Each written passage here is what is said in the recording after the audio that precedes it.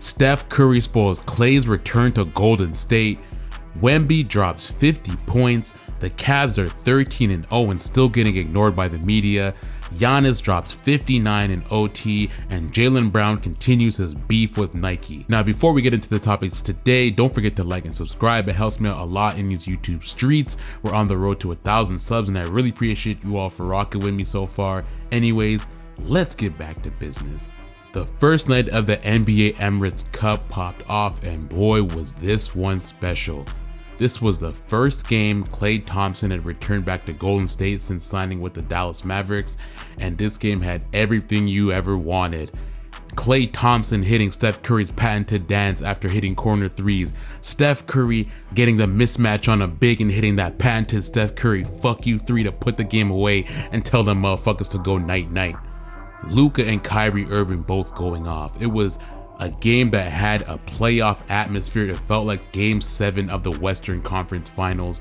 And honestly, I'm going to be marking my calendar every single time the Mavs play the Warriors because you know it's going to be intense. You know it's going to mean a lot. It's going to be special. Now, the Mavs did start the game off by doing right by Klay. They definitely had the tribute video for him. They had everyone in the arena wearing the Captain Klay hats, and they all tipped their hat to Klay for everything he's done for the Golden State Warriors, which was great to see. The Golden State Warriors would not be the Golden State Warriors that they are now without the Splash Brothers. You needed Steph, you needed Draymond, and you needed Klay for them to be able to have the success that they have. So it's good to see that they're sending Klay a proper send-off, and there's no doubt that Klay's jersey is going to be in those rafters once he actually retires.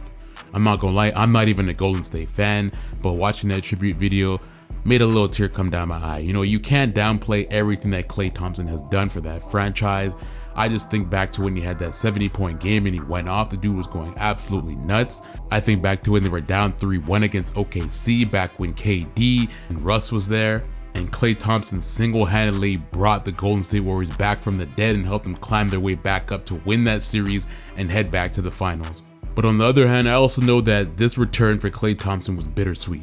The reason why he left in the first place is because Golden State did not want to give him that contract. They did not want to give him a new contract. They did not believe in him anymore. He had injuries for a couple years, and he left because the Golden State Warriors essentially left a bad taste in his mouth, and he felt like he was being disrespected. So he had to go to the next team, and he signed with the Mavs, which he seems to be doing well with the Mavs so far. I will say one of the sad things about it is it seems like Klay Thompson isn't really communicating with Draymond Green or Steph Curry as much anymore now that they're not teammates, which makes sense too. You know, you don't want to be all buddy with the guys you're against. Klay Thompson to me comes across as a guy who's very classic, where if you're on the other team, like, I'm not really fucking with you type shit, so it completely makes sense to me. But Draymond Green talked about this a day after on his podcast. He alludes to the Golden State Warriors having a little bit extra oomph and fuel to want to face the Mavs just because of this. So finally, yesterday morning, I text Steph, and I text him like, hey, listen here, big dog, I need you to be locked in. Whatever it is that you need to do. If that's watch this tribute video, I said, I'm gonna do the same. So by the time Steph come in the game last night, he pissed. As soon as I texted him, he called me right away. So I done tried to stir the pot a little bit, baby. As you should. So I pissed Steph off because Steph was supposed to speak before the game. He like, yeah, I called Raymond and told him I'm not speaking. I just need to lock in on the game, so I ain't speaking. And I talked to Klay about it. Tried to check in with Klay on something else, and Klay ghosted him. So he got pissed. And here we go. So overall, I think this game was great. I think it was super exciting, and I think the NBA needs more of this. These are the storylines that are going to sell tickets. These are the storylines that are going to get the viewership in for the NBA. And honestly, I know a lot of people clowned the NBA Cup when it was first introduced, but if the NBA Cup continues to have games like this and have a product like this, it's going to continue to be absolute must-watch basketball. This shit was absolute cinema. I'm here for it, absolutely. I love to see the back and forth. I love to see Steph Curry hit that 3, tell them dudes to go night-night, and talk that shit. A fired up Steph Curry, his age, still putting the Warriors on his back, doing what he's doing. It is great. Honestly, I'm gonna miss Steph Curry and LeBron when they both retire. These are two people that are gonna be the end of an era when they finally retire. But it also means it's going to be wide open for the other young guys in the NBA to cement themselves as superstars and bring the NBA into the next generation. And speaking of the next generation, we get into the next topic. Wemby drops 50 points. This slender man looking ass dude has finally arrived. Wemby dropped 50 points against the Wizards, and the crazy thing is he only did it in 27 minutes. He had 8 3-pointers, and honestly, if he gets stronger and develops a post game, it might be a wrap for the entire NBA. Now, he's the 4th youngest person in NBA history to do this, and just for reference, Brandon Jennings was 20 years old in 52 days at the time that he scored 50. LeBron was 20 years old in 80 days. Devin Booker was 20 years old, 145 days, and Wemby is just 20 years and 314 days exactly. This dude is only 20 years old. That is crazy to me. And he's the 8th Spur in history to do this, and man, he's in some elite company. You've got other Spurs players such as Tony Parker, Tim Duncan, David Robinson, LaMarcus Aldridge was the last person to do it in 2019. Right now, this is special, man. If you can pinpoint to one person in the NBA to say, okay, if we hand the keys over to this kid into the future and he develops the way he's supposed to be, and we're gonna be good, it's gotta be Wembanyama. I mean, this guy has everything you can need. He's so tall and lanky, literally an alien, that he's just, from a marketable standpoint, it's just so easy to market him worldwide. He carries himself in a very mature way for his age, and you can tell he's about ball, man. I mean, even in the offseason, he was criticizing other players who he said he used to look up to, but no longer did because they don't put in as much work as he thought they did. So this dude is really about work, he's really about ball, and he even loses respect for people who don't respect the game itself. And on top of that, to have the 50-point night that he did, especially knowing the recent health issues with Greg Popovich, it just makes it even more special. Greg Popovich suffered a mild stroke on November 2nd, and he's been away from the team since then, just so that he can take some time away and recover. And that's crazy because Greg Popovich is a living legend, but it seems like he's been having a lot more health issues recently. In my lifetime, I've never seen the Spurs without Greg Popovich, so seeing him be away from the team is very, very weird. But at the same time, he has these health issues, so what are you supposed to do? Now, I know there was recently a lot of criticism with Wemby, with a lot of unknown scouts, quote unquote, criticizing his game. There's even one anonymous scout who said, we might need to pump the brakes on Wemby's development. No matter how you look at it, he is not having as much of an impact on the offense right now, which makes it difficult to say on the Wemby bandwagon at the moment. Like, come on, bro. Like, this dude is in his 2nd year. He's 20 years old. You gotta give these players time to develop. This new media cycle is absolute trash. It's garbage. But for him to put out a game like this, it silences a lot of those critics. It lets you know that he's really about that life. And in Wemby's post-game interview after the historic 50-point night, he kept it super humble. Here's a little bit of the interview here. Really happy to see people I love here, because I know you guys are going to be cheering for us for the tournament next game here against the Lakers. Go Spurs, go! So I really do hope all the critics get off his nuts for a little bit, and I hope he continues the streak, man. It would be really nice to see a young Wembanyama really start to take over the NBA. That would be super dope in my opinion. But let me know what you guys think about Wemby as a whole and his 50-point night. Sign off in the comments below. I want to hear you guys' thoughts. And do you think he can continue a streak like this? Obviously, he's not going to score 50 points every single game, but he's definitely going to be balling. Absolutely. Absolutely. Now, next we talk about the Cleveland Cavaliers, and the Cleveland Cavaliers are 13-0, and they are absolutely balling.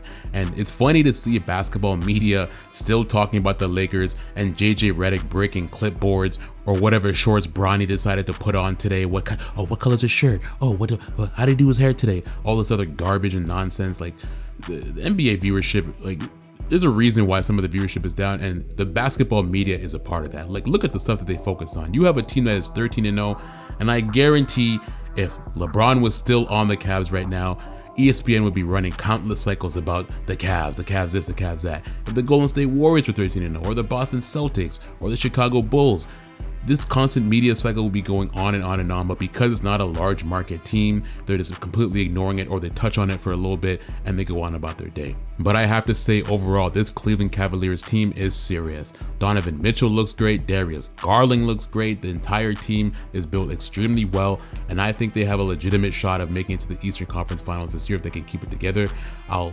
They played some great teams so far, but I do have to see them get a little bit more battle tested, and I want to see how they show up in the playoffs. That is going to be the real test to see how far this team can actually go and whether they can even make it to the finals potentially, because this team they've been balling, man, for real, for real. They've got some pretty convincing wins. They had a great win against the Los Angeles Lakers. They had a couple dubs against the Milwaukee Bucks. They beat Golden State Warriors as well too. So it's not like they've only been playing bums the entire year. They've been playing some great teams, but they've just been finding a way to win, man. Honestly, they remind me of the Kansas City Chiefs and Patrick Mahomes. There's been a couple close calls where they could have lost the game, but they just found a way to get back at the end and just complete the win. So I'm loving seeing what the Cavs are doing now. It would be great to see the media focus on them a little bit more, talk about Donovan Mitchell, Darius Garland. Darius Garland is doing great right now. And it's wild. Darius Garland right now so far, he has the best field goal percentage on drive so far in the 2024-2025 season over Giannis. This dude is more efficient in the paint than Giannis right now. That is crazy. Over Kyrie Irving, over DeMar DeRozan.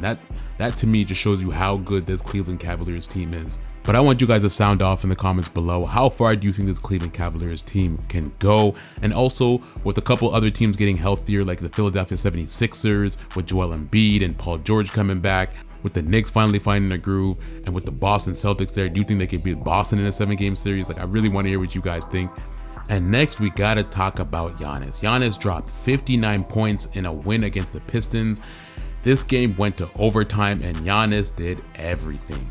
Giannis literally scored 22 of the team's first 24 points in the game, and honestly, he better get used to this, man. Like, with Doc Rivers coaching you, no defensive plans or adjustments, no offensive plans or adjustments, you better get used to having to do everything in order to be able to get a win against the Pistons of all teams. Now, Giannis did have a lot of free throws in that 59-point game. He went 16 of 17 from free throws, had 14 rebounds and 7 assists, and he also went 21 of 34 from the field. Now, the Bucks were sitting at a record of 4-8. And from reports, Doc Rivers is still on the hot seat, which he should have been fired already, to be honest. Like, I don't even know why he's still coaching. It makes no sense to me at all. But here's the funny thing, and I've said this in other videos before as well too. If they fire Doc Rivers and end up having to hire a new coach or another interim coach, they're going to be having 3 separate coaches still on the payroll. They're still paying the former coach Mike Budenholzer, who they won a title with in 2019, for 1 more year. They're still paying their former coach Adrian Griffin his $4 million salary per year, and they will be paying Doc Rivers $10 million salary per year until 2027. So the Bucks better hope that Doc Rivers can turn this around, or else they'll be hiring another coach and have 4 separate coaches on payroll this year. And if this turns out to be bad, we're going to have a serious conversation about how bad the Milwaukee Bucks organization is ran, because this is just flat out ridiculous. Again, I'll say it again. They should have never got rid of Mike Budenholzer to begin with. He was a great coach, and now he's with the Suns, and y'all are paying him to be a coach for another team, and that team is doing phenomenal right now. Right now, the Suns are 9-3 and number 3 in the West, so they're right in there. I personally think Doc is going to get fired, but let me know what you guys think. Place your bets in the comments below. Do you think he's going to get fired? Do you think he's going to stay? And if you want him to get fired, comment fire Doc below. I'll respond to every single comment who says fire Doc. And into our 4th and final story today, we have Jaylen Brown and Nike going back and forth on Twitter. Now, this Jaylen Brown Nike situation has been going on for quite some time now. It's rumored and believed that Jaylen Brown was snubbed from the USA basketball team for the Olympics this year because he wasn't a Nike athlete and had gone back and forth with Nike previously. Before that, Jaylen Brown snubbed Nike to make his own shoe. He's had criticisms of Nike in the past. So it's fair to say Jaylen Brown and Nike just straight up don't fuck with each other. Like, that's what it's at right now. And if you recall a couple games ago when Jaylen Brown was facing the Bucks, a clip went viral of Giannis putting his hand to shake Jaylen Brown and then giving them the psych. Obviously, Giannis is a very playful and childish person, so after that, he put his hand out again so he can shake Jaylen Brown, but Jaylen Brown wasn't having it. And then in a post-game interview, Jaylen Brown said this about Giannis. Giannis hit you with the offensive foul, and then he fake shook your hand and pulled it back. Are you laughing at that? Do you think it's funny, or does that kind of piss you off? Giannis is a child, you know. I'm just focused on helping my team get a win, and that's what we did tonight. And I'll add, it was pretty funny seeing Giannis's reaction to this as well too. They interviewed him in the post game, and they asked him about this, and they told him what Jaylen Brown said, and this is what Giannis had to say. 30 in the second half. He took offense to it. Why do you say that?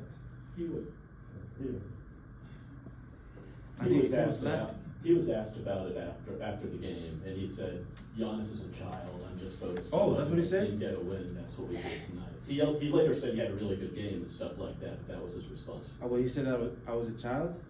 Giannis is a child. I'm just focused on helping my team get a win. That's what we did. He was complimentary about your performance in the game.